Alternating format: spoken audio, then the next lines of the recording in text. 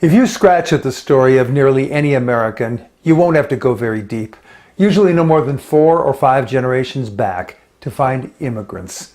And those immigrants not so many years back were not royalty. They weren't moneyed elite. They weren't the connected and the powerful. Elizabeth Warren was right when she said that our business leaders, our entrepreneurs, didn't build it themselves. They got their education because we all funded it.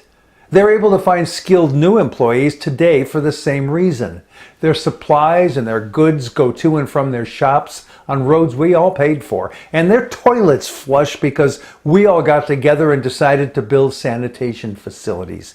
The list of the facets of infrastructure, education, incentives, and opportunities no one person built is far too long to list. The point is that we support one another and none of us makes it on his or her own. Back to your ancestors.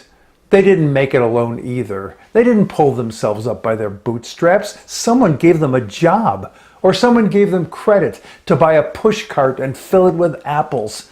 Let that stand as a metaphor for however your far better circumstances came about. At the Passover Seders just concluded around the world, a message near the end of the service reminds us that the longing and search for freedom is never ending, and that it is the responsibility of each of us to do our part to bring about freedom for all. Jesus said, "Truly I tell you, whatever you did for one of the least of these brothers and sisters of mine, you did for me." The imperative across religions is remarkably consistent. It is our duty to care for the poor and the stranger. We are in this world and this life together, and irrespective of anyone's sense of rugged individualism, we are interdependent. We are all called upon to care for one another. We are indeed our brother's keeper.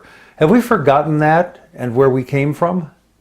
The next time you hear someone denigrating those others as though they are different from and less than us, and they chest thump over keeping refugee mothers and babies and bedraggled girls and boys and men from our shores, or ripping mothers and fathers from their children, or refusing to pay a living wage to laborers, or threatening to limit services to the widow or the pregnant teen across town, or blocking anything that might mitigate the slaughter of our people by handguns, the victims are mostly poor people like your ancestors.